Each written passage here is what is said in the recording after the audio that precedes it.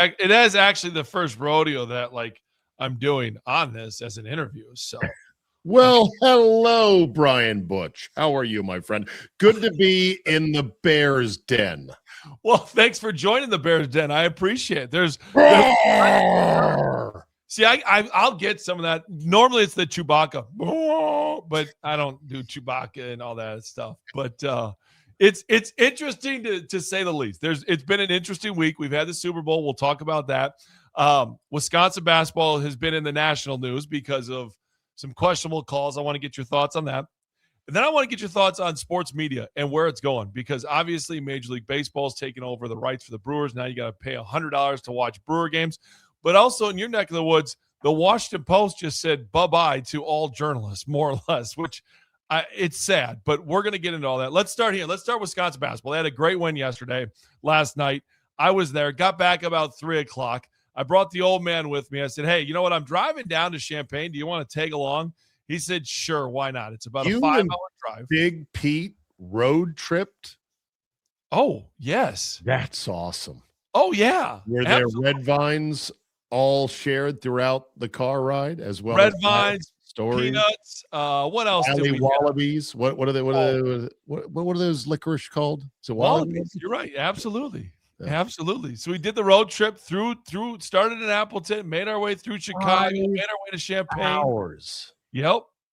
You had to go through Chicago. You couldn't go west, avoiding all of Chicago. Well, we could have, but it's a little bit longer to go through Madison. So we decided, I put it in the navigation and say hit start, and we just go. I drove the entire time and spent some time with Pops, and he was looking at me and says, do you do this all the time? Do you not pay attention to what you're doing? Are you bebopping around? He goes, I'm still babysitting you, and you're 41 years old. Like, keep your eye on the road, Brian. I was, okay. Oh my God! So he was side seat driving you as your dad. Oh, there's all day, every day. That's exactly what he was doing, Zabe. There's no question about it. But a huge win for Wisconsin, especially coming off of that terrible Indiana game. Give me your thoughts on the Indiana game first. I didn't see the game, but I saw the final call that gave Indiana the game, and it was totally BS. I mean, your defender was in good position, and the Indiana player, obviously, he had the chair pulled out from him and then just desperately wanted a call, and he kind of flails. Like, anytime you flail, you should never get a call. Floppers and flailers should never get a whistle. Now, I get it. You're on the road. But, I mean, the game there was less than 5 seconds left in the game? You can't give them that call.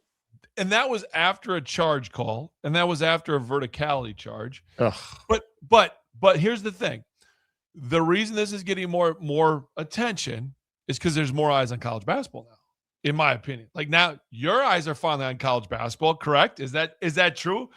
You don't pay attention in November, December, January. We have a glorious month and a half of college basketball, and I am fully in for this month and a half. But then again, Butchie, I've segmented my sports seasons to tailor my own personal whims. Therefore, the NBA doesn't even start until April and the playoffs. Like, I ain't watching that crap during the regular season. You kidding me? Especially not with all the tanking going on right now. So correct. College basketball's got a nice month and 3/4 run, and I want to be into it. The play is quite exciting. There's a number of really good teams, some really good players. Part of why the NBA stinks right now is they're all tanking for one of these 3 top players, if not a couple other guys. But it's hard to fully buy in when teams like Maryland are completely in the gutter a year after going to the Sweet 16, and then their whole team left, and then their coach left as well. Like, how do you buy into that year to year? You're very lucky at Wisconsin. Badger fans are very lucky because Greg Gard punches above his weight class all the time as a coach, and the program is in a good spot. Knock on wood for that, my friend. I agree. I mean, I talking to Greg after the game. I said, you were phenomenal. And I don't really tell Greg that a whole lot. Like, he doesn't need to hear it from me. A whole lot.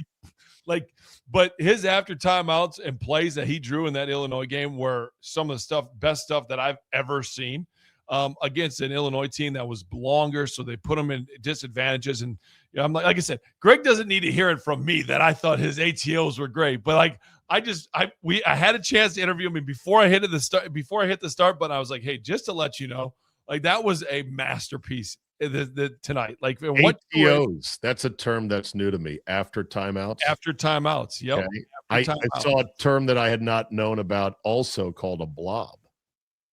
Yeah, baseline out of bounds. Yeah. Yeah. So said, this is one of the you got to pay a little bit more attention to college basketball than just this last look. I mean, listen, as Butchie likes to say. I don't know the coaching terminology. I mean, even if I watched it, I mean, it's not like Jim Nantz is saying what a great blob that was. Correct. Baseline out of bounds. But these are obviously things that coaches work on, and it's, teams that know how to execute these things do well. They do well because they're well coached. But here's the thing. You brought up the freshman side. We'll get into obviously we talked about the tough game for the Badgers against Indiana, but you brought up the freshmen. This freshman class is crazy. And that's why I thought you would, and national media guys and you and just in general, like would be into it a little bit sooner than they would because they're always looking for the story. Well, the freshman class this year in college basketball, that is the story. Yeah. Like whether it's Peterson, who knows if he's going to play, if he isn't going to play, DeBansa and what he's doing at BYU and the amount of money that he got to go there, Boozer at Duke. I mean, the list goes on and on as far as the freshmen that are just absolutely dominating college basketball this year. And I understand where you're coming from, Zabe, as far as, hey, Maryland's a great example. Sweet 16, their coach leaves, they don't keep the players. But I still think that's the reality of what this is, but the product is still really good.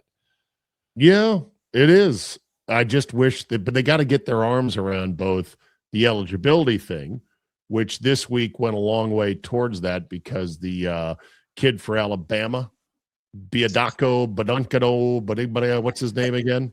Yes. I'm blanking on it now myself. I jam your radar on that. You jammed me here quick. You said Bediako. Charles Bediako. Yeah, thank you. Bediako Jam my radar.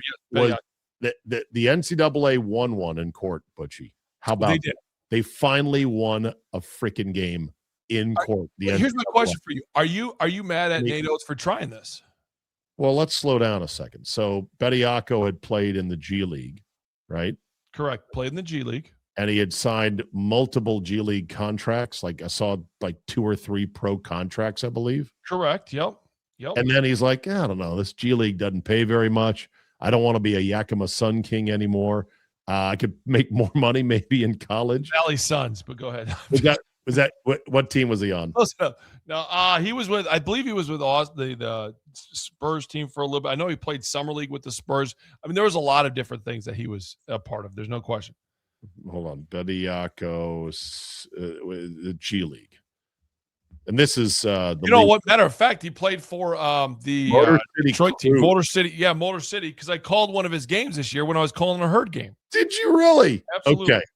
The Austin Spurs and the Grand Rapids Gold. Yep. Okay. So he applies to then go back to college. They get a preliminary injunction saying, yeah, you can do this. Nate Oates with given zero, I don't know, can I swear on this podcast? Yeah, I let it ride, yes. Giving zero fucks, Nate Oates is like, get him in there. And he plays 10 games, and then a higher court actually gives the NCAA a win. And they go, yeah, no. Now this won't stand. And now he's ineligible. Okay, now we're up to speed on the ballot of Charles Bediako. You asked me, is it wrong for Nate Oates to do this? Correct.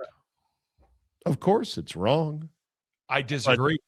Well, of course it's wrong, but I understand why he did it, and I wouldn't expect any other coach to do what is wrong. It is wrong, but it is smart. Does that make any sense? Can it be both things at once? Because I think it can. I think the right or wrong of it is a moral question that rides above all other considerations, all other practical considerations. Of course it's wrong. He's a fucking pro. But if there's a loophole, and if a judge says yeah, which they got the lower court judge to say yeah, and you're trying to win games, and Darren Peterson's making $3 million at Kansas to play half the games when he's feeling right, then you're going to do what you got to do. Now, the funniest part is the knock-on effects of like teams like Texas A&M that lost to Alabama with Bediako in the lineup, and saying, so our loss to them, does that become a better loss in the eyes of the committee because they were playing with a pro player? And this is where, for me, I'm glad, like as a college basketball guy and a junkie that absolutely loves everything about college basketball, we know it's out of whack. How do you fix it? You test the limits until people say, whoa, we've gone too far. And Nate Oates said, hey, let's go. You're glad not because you think this is good for the sport or correct. The enterprise. You're glad that it's breaking quicker, that it needs to break quickly and completely. Correct. And if it doesn't, then you're going to stay where it's at, because it can't stay the way that this is. And the way to fix it, there's so many different ways. And obviously Congress probably have to get involved somehow, some way. I mean, that's the reality of this, but the faster it breaks, the faster it can get fixed. And that's where or at least I hope. You and your old man would fix things around the house when you were growing up, I bet, right? All the time. Okay. Did your dad ever get stuck trying to fix something? Well, I mean, was it fixed the right way? Probably not. Was it fixed? Yes. There's a difference. I mean, well, for some things, you say, well, the faster we break it, the faster we can get it fixed.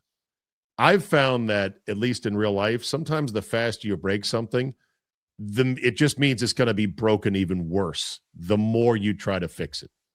And I have less confidence than you do that a fix for what has become of college sports is even possible. I think more breaking will probably happen to the point where they might just say, okay, stop. Don't touch it. Let's just try to freeze it at this current suboptimal semi-pro state. Now, is that maybe a pessimist, Butchie? Yes. Possibly. Yes. But I'm going to choose the good here, Zabe, and think that there is a fix to this, because here's the reason what is the Butchie fix? I'm curious. Well, I think you have to give the ability to the NCAA to come up with the right rules that have to follow as far as this is how many years eligibility you have. I mean, you have Congress give the NCAA antitrust exemption. Yes, exactly. I mean, you have to operate in this way. Yes, okay. Yes. I mean, that's.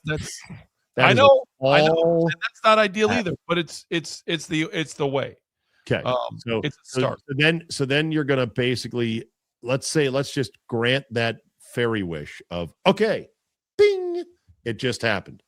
How do you put the money back into the tube for all these players and agents and ecosystem and collectives that have now spooled up to help get these kids money? That's the process is because the desire, even with the new reimposed, hey, the NCAA is a thing again. They can suspend players and they can make teams ineligible for the postseason if they want to, if they're cheating. Then they have to go about doing that. Then they have to go about telling Michigan State and Tom Izzo, you're out of the tournament, or telling John Shire that his star player at Duke is ineligible. Do you think the NCAA would have the stomach for that? Because remember, they're running a business too. They need that TV money coming in still. They're going to have a stomach for it. Here's the other side. We talked about the antitrust and the government getting involved.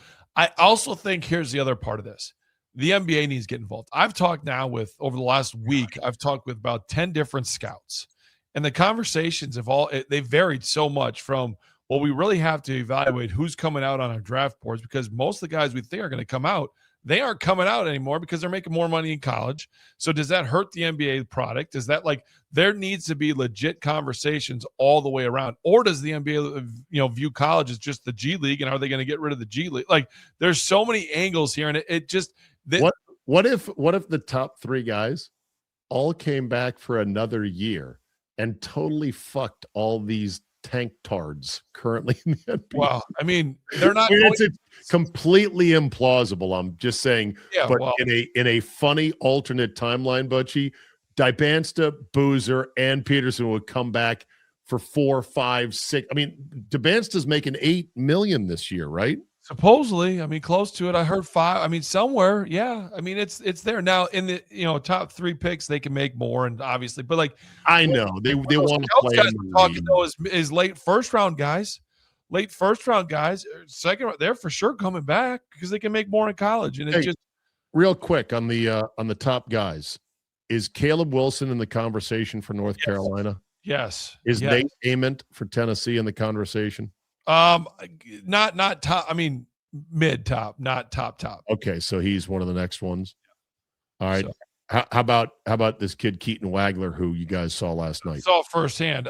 To start the season, no, but the more that I watch him and what he does, I think you got to start really thinking about. I mean, he's for sure a lottery now, for sure. Okay. Kid is special. So, I mean, that's just where we're at with it. That being said, Zay, and then we're gonna go quickly to the Super Bowl because I don't want to take too much time. Yeah. That being said, the game that I watched last night, the game that happened on Saturday between Wisconsin, the Nebraska-Purdue game, the Arizona-Kansas game, like these games are all producing, and that's the thing. Now, and I want the conversation, and who cares what I want, but I want the conversation to be about that because the product out there is fantastic right now. Like you turn on a TV at any point now through March, and you're going to find a great college basketball game. I mean, a great one. The Big 12 has some great matchups. The Big 10 is going to have great matchups. You're going to have great game Friday night, Wisconsin, Michigan State. That's going to be a great game. Butchie, I'm going to watch. When I'm not watching Paris figure skating, I'm going to definitely put on some college basketball. Okay, perfect. All right, I like it. Real quick, your Super Bowl recap. I thought it was extremely. Hold on. I had one more thing on college basketball. Yes. I had to look this up because somebody had said it on Twitter. I was like, oh, yeah, that guy. Remember Dalton Connect for Tennessee? Correct, yeah. Drafted by the Lakers. Small forward, shooting guard. He was really good in college. Ace or SEC Player of the Year. Player of the Year in the SEC. No longer just a football conference, Butchie, as you know. Really good basketball. He was a consensus first-team All-American, right? Rugged, 6'6", shooting, physical, white guy, jumper. Correct. Currently averaging 4.7 points per game. Yeah. Yep. And for what team? Because he was once traded for Mark Williams, I believe, and then that was the Los Angeles Lakers. Yeah. So the Lakers tried to trade him for Mark Williams, and that was the deal that they didn't go through because Mark Williams failed the physical and I think last year. But yeah, no question. So it's further proof that the two sports, the two leagues are so different. The NBA and college basketball. There's no question. There's no question about it. But there's places for both. I mean, the Giannis drama, we'll get into that next week or whatever. But it just Super Bowl go. Okay, your thoughts on it? I thought it was one of the most boring Super Bowls I've ever watched. Did not care for the halftime show. That being said, like I'm not a big music performance guy in general. It's not like I get excited for the halftime show no matter who's playing in it. But the Super Bowl in general, I thought was one of those that just was blah. Okay. Yeah, it was terrible. But I also think the NFL's product is watered down. Oh boy, here we go. Why am I wrong? What do you mean by watered down? Almost 50% of the teams make the playoffs. Oh, you as a basketball guy are arguing NBA product is terrible too. I'm not running from that. The NBA product is terrible too. You're getting 20 teams in. They've added 8, 9, 10, 7, 8, 9, and 10 to play the playing games for ratings. That is it. It's terrible. So if they went back to 6 and 6, is that the right amount for the NFL? I think it is a little bit. I'll tell you who wouldn't be in it. The Green Bay Packers the last 3 years, and maybe they'd get a change. Maybe they'd have something to address. Like instead, it's this whole, good try again from the NFL. And I maybe because there wasn't a superstar, as they say, but Sam Darnold, that's a great story. You look at Drake May, he was hurt, so he obviously didn't play well. That was very obvious to see, but there wasn't that pop to it. No, there definitely wasn't. Now that we're several days out of it, I'm starting to think, it might have been the worst Super Bowl. Yeah. Because you think about it, I was telling this to a non-sports fan in my orbit, let's just say, and she asked, so what do you think? What'd you think of the Super Bowl? And I go, it was terrible. And she was like, yeah, it didn't seem very exciting. And she said, well, why did you think it was so bad? I go, because one, low scoring, a lot of punts, never exciting. And then you added on to that the fact that you knew one team had no chance.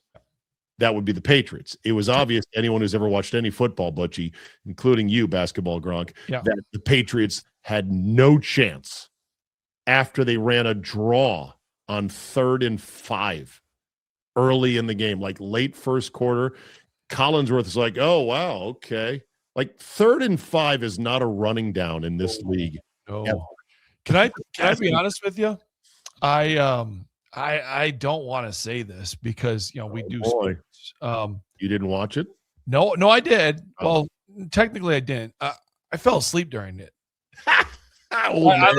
I came, but I had a long day of travel. I came from New Jersey back in. We did something in the mid morning with one of our friends.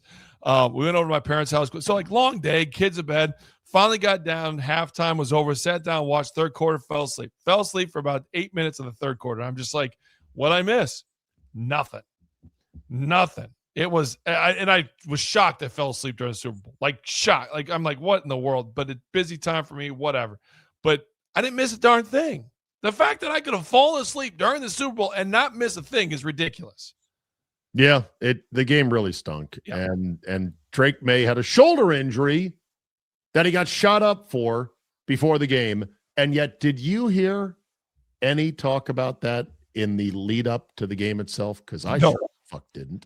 No. So what good was having 1,000 media members and talk show hosts and TV personalities and influencers, blah, blah, blah, blah, blah, blah, blah, in a big conference room all week long? What good was it with the biggest story of, hey, this second-year quarterback, his shoulder's all jacked up. He's going to have to get the needle before the game. Oh, shit.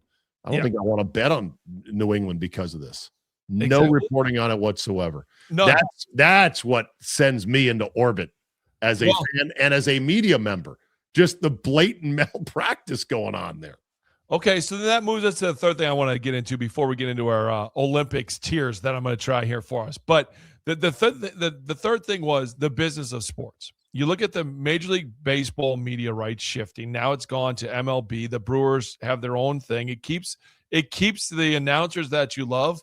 But what it's doing is it's creating this opportunity. Now it's going to be, for Brewers fans, it's going to be $100 to be able to watch the Brewers this year. I need to ask you, what do you think about that? I think it's ridiculous. Of course you do. 100. Ladies and gentlemen, Brian Butch does not want to pay for anything. Brian Butch will be the guy you play golf with whose Bluetooth speaker has ads that pop up every other hole because he does not want to pay for the subscription. Correct. You'll be grooving, feeling the vibe on a warm summer day with the illegal Captain Diet Cokes from your own little pouch in your bag. For sure. Yes. And you'll be like, this is the greatest day ever. And then you're going to hear this. Home Depot has discounts currently on patio furniture. Come by your local Home Depot and get it done today. And after that round of golf, I might go to Home Depot and take a look at the patio furniture too. You're going to look at Butchie and just with the most dismissive smile say, you cheap son of a bitch. Yep. So here's the deal. $100 for a whole season of baseball. Correct. April, May, June, July, August, September. 6 months. Yeah. Divided by $100. Correct. To be able to watch it wherever you want, including on your phone, on your iPad, on your smart TVs and devices. Yeah. That's a fair price. It's not that it's not fair, but it is a fair price. And to be honest, I might buy it, but right now it's not crossed my mind. That's for sure. Like, do I really need it? Like, for crying out loud, we're not doing a daily radio show. I don't need to have my pulse on the Brewers now. So, I mean, why do I need to spend $100 here? Remember when the Bally's app, which had two things only, the Brewers and the Bucks. Yeah. Right? $29.99 a month. Yeah. Month. That's $360. I think it's $20 now. Yeah, is it by the way, now or is it 29? And here's the other side note. Can we make stuff easy to buy? Because I tried to do the thing on FanDuel because I was on the road and I had to watch the Bucks game because I'm doing a post-game podcast here. And I couldn't buy the FanDuel thing. They made it so incredibly hard to purchase it Then I had to go to NBA TV and try to buy NBA League Pass, and they're still trying to sell that for $140 with half the season over with. Like, I just did the month to month, but this whole thing is crazy. Like, and that's the biggest thing with the business of sports that I'm not liking. We're not in a media business where now consumers matter, Zabe, first of all. It's all about clicks. It's all about how can we give short videos to different things. That's what's in play here. Like with Major League Baseball taking over the rights, yes, they have the rights to the game, but it's what else are they going to do to drive revenue? That's the thing. And the teams and the organizations and the companies, as I say it, but the NBA, they're really good at getting out shorts. They don't care what the product is, but they're driving their younger viewership up because they're putting out 1 minute clips, 2 minute clips. Yeah, like, well, how are you going to get people to pay money for long form sports? I think you're challenge. And the cable bundle was the greatest thing going for the longest time going. Yes. Where you as the consumer could go, all right, I'm in for $109 a month for cable TV, but I get internet with it, and I get basically every sport I want via my cable TV. Correct. Great deal. And for the networks and the leagues, it was a great deal as well because they had blue-haired ladies who never watch ESPN paying part of the package $7.83 on their cable bill every month, because they had to put ESPN on the basic tier. Yep. And once that cable bundle unraveled like a ball of rubber bands, Butchie, yep, then things got shittier. Yep. Here's the word I want you to understand. Enshittification. Okay. You heard of this? Maybe. We'll see. This is a word that's gaining steam now. Some author, I think, wrote a book about this, or at least he's got like a running thing going. Everything in society is getting shittier, so it's the enshittification of everything. Okay. It's not as good as it once was. Now, that's a deeply pessimistic thing, which is also not true, because many things are getting quite better. Yes. And even cheaper. A lot of things are getting cheaper. But things are changing, so we have to adapt accordingly. I just think that watching full-blown regular season sporting events is becoming more of a thing of the past, and there's nothing you can do to stop it. No. Well, then it goes to the Washington Post. They're pulling the journal. Like, there is no more newspapers, and I think you have to adjust with where you're going, because like you just said, sitting down and watching the full-on sports, I mean, it's going to be around for another 5-10 years, but I don't think, when you look at it, people never thought newspapers were going to be gone. And the Washington Post pulled all their journalists, and it's a shame. You're there. Last thing before we get to the Olympics, your thoughts on the Washington Post? Well, they cut 300 jobs. Yeah. Because their business model is upside down, about to crash. They're losing money hand over fist. They want to be more like the New York Times. They want to just cover national politics and a few other things. They don't give a shit about the sports in D.C. They don't even really care about the region like the local newspaper used to and should care about the region. Is there a new performing arts center going on in Southeast? Is it being built? What's the deal with the Beltway reconstruction over here in Montgomery County? Those are newspaper type things, right? They cover the community. Correct. Right? Yes. And they cover the local teams. But they're like, yeah, we just would rather talk about politics and bigger picture issues and national security concerns and, whatever. And that's a big disservice to anyone who likes reading about the town they live in. And then on the sports side, they could have kept the sports department. They could have kept a limited version of it. I don't know how many people were in the sports department. I want to say 20, 25, maybe something like that, all told. They could have kept like 10 guys and gals, but they didn't care about sports, in part because they got two teams, the Wizards and the Nationals, that have been so bad now for 5 years. The Nationals have lost, Butchie, almost 100 games every year since they won the World Series right before the pandemic. It's brutal. And they just reset the reset because they thought the last 3 years would be the pain they would pay to get the young, good players and now starts to be good. Then they're like, shit, that didn't take. Kind of like a patch of sod in your grass. That didn't take. So you got to redo it again. And the Wizards are not much better, although now they think they're turning a corner because they've acquired Anthony Davis and Trae Young. I could go off about that, but they're really bad. And then the Commanders were bad this year after a surprise year last year where they went to the NFC title game.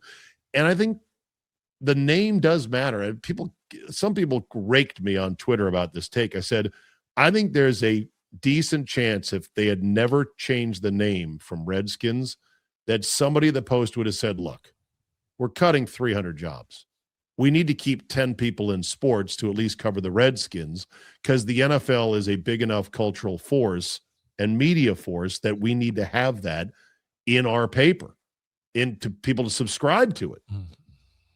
But some people, younger people, think I'm crazy. Oh, that's a reach. Okay. You either believe in brands or you don't.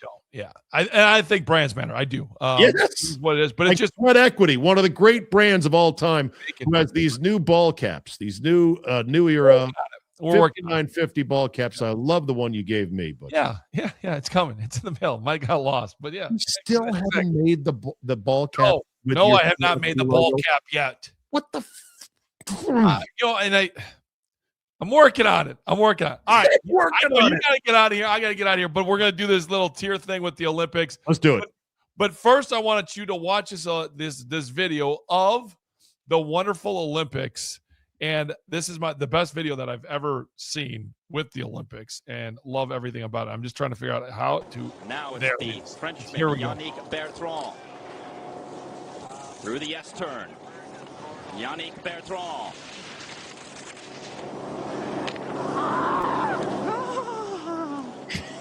Oh, the gate to the groin for Yannick Bertrand, and you could hear it.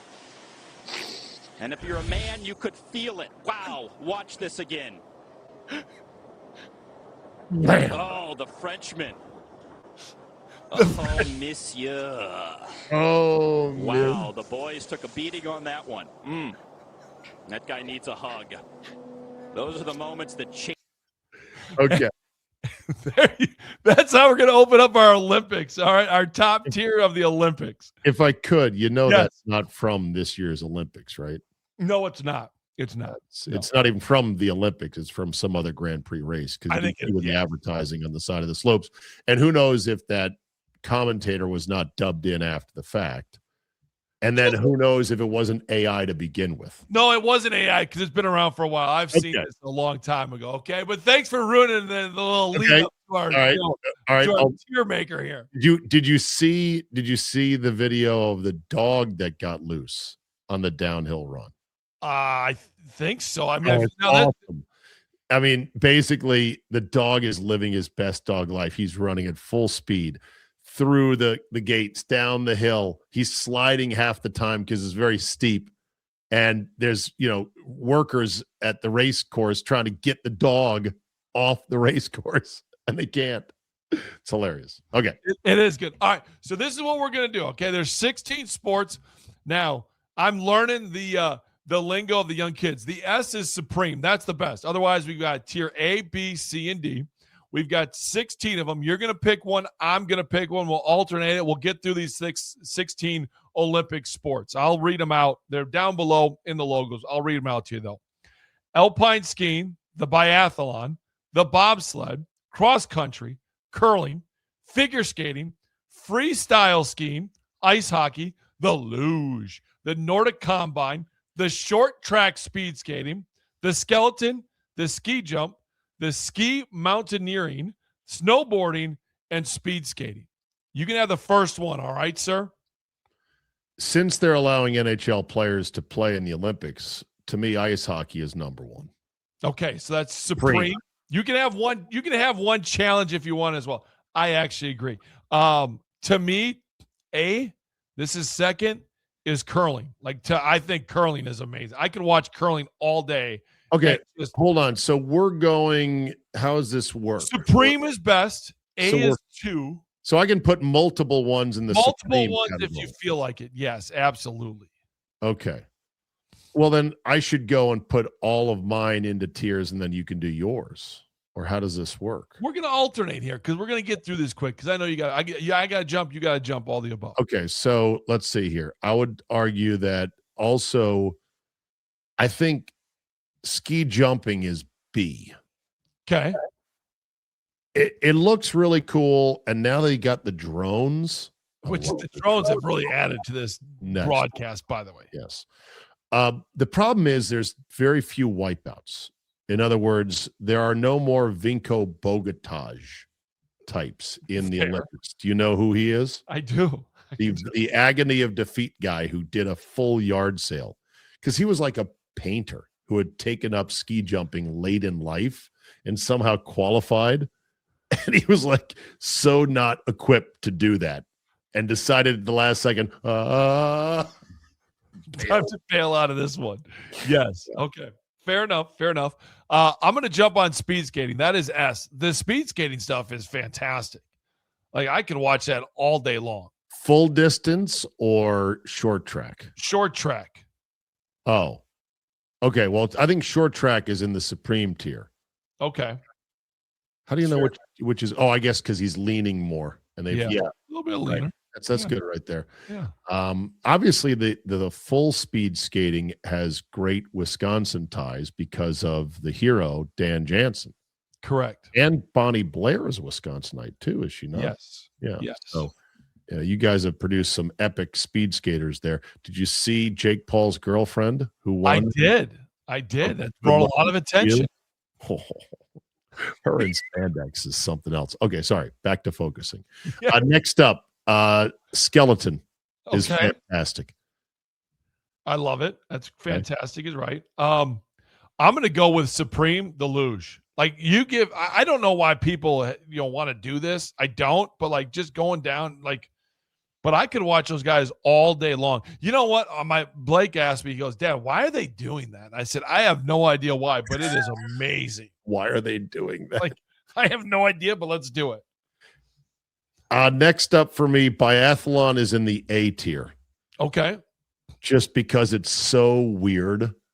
Like, why would you ski so much and then shoot something? I'm surprised you're putting that in the B tier. Well, it's just because you know why? It's because it's such an oddball sport and we get it once every 4 years. That's it. Nobody's watching biathlon on a random Saturday. Correct. During off Olympic years. Correct. I'm throwing the Nordic combine in D. Like, I don't need that in my life. I'm good. Yeah. It kind of doesn't do much for me. No. Figure skating is supreme because of the emotions and the spirit and the energy. I know it has been corrupt as hell in the past with judges conspiring to screw, athletes. And we had the whole Tanya Nancy thing, which was obviously unprecedented and insane. But yeah, this kid, by the way, Ilya Melanin or whatever, he's from Vienna. He's right from down the street. He's from the mean streets. Vienna's one town over from McLean, Butchie. Yes. He's Uzbekistan, not born. He was born here in the States. His parents from Uzbekistan. And he's American as apple pie, but he also speaks fluent Russian as well. And he's sick as a figure skater. Yeah. The betting odds on him are so steep, it's almost not even worth it to bet against him. I'm going to find those odds right now. Okay, you look up the odds. That's unbelievable. Snowboarding, I'm going with Supreme for snowboarding. That's pretty simple. It's that snowboard. I can watch it all day. Obviously, you look at what it's done, how it's growing. I'm all for the snowboarding. Here you go. The odds on the quad god, Ilya Malinin. Yep. Minus 1,400. Yeah, what you can't even play the game. 33-1 the wrong direction. You don't even need it. If you want $1, you got to bet 33. Yeah, you're not even going to need it. Mr. X says at that point you have to ask yourself, why do I need the $1 so much? You don't. Yeah. No. All right, what do you got next? Oh, sorry. Next up on the list. Yeah. Freestyle skiing. Okay. Love that you didn't hesitate knowing. No, not elite. That's B. That's a B tier. Oh, wow. Okay. All right. Cross country, that's D. I don't need it again. Like that's it. You do that for exercise. You do that for. I could go cross country skiing right now. Get some skis and just go out there for a nice little jump. I'm good. D. Bobsled is a C. Really? Yeah. Here's the thing. I'm throwing the flag. I'm throwing my challenge out here on this one. Okay. Here's why. They rarely crash. Have you not watched Cool Runnings? Of course, you're a big Cool Runnings guy. Cool Runnings, man. By the way, Friday night I got a call from my wife. There was a huge problem at her house. Jamaica lost in Cool Runnings as she watched the movie with the kids, and our middle Blake could not handle the Jamaican team losing. So there was a full-on meltdown because Jamaica did not win in Cool Runnings. Full-on meltdown. Could you please talk to your son and calm him down? That's what the call was, and it was all because the Jamaicans did not win, even though it was a movie. So we are invested as a family in the. I'm challenging this, and I'm moving this to Supreme. Sorry, it's my challenge. Your boy has been through 2 brain surgeries. Yes. And yet he still gets emotionally wrecked because the Jamaicans didn't win. Wrecked. Full on wrecked. That shows you the beauty and innocence of a young boy who loves it. Yes. It's so good. Okay. I love it. It just wrecked. So, yes. Next up, uphill skiing. Whatever that thing is there. I think the alpine skiing. Is that alpine? Yes. I believe so. Yes. There was a guy. It's the uphill skiing guy. Or the ski mountaineering. That might be the ski mountaineering. That's what it is. Ski mountaineering. Yes. Yes. Where a guy yesterday, that is a D. I agree. Because great video, but it was terrible. Well, it's impressive that he can do a 6-minute mile going straight uphill on skis. Yes. But I don't want to watch that. No. It exhausts me just looking at it. Correct. Yes. All right. Alpine skiing. That's an A. I'm all for it. I'm all about it. And I think the last one we have is either it's just the normal speed skating. That's a B. It's a solid I would B. agree.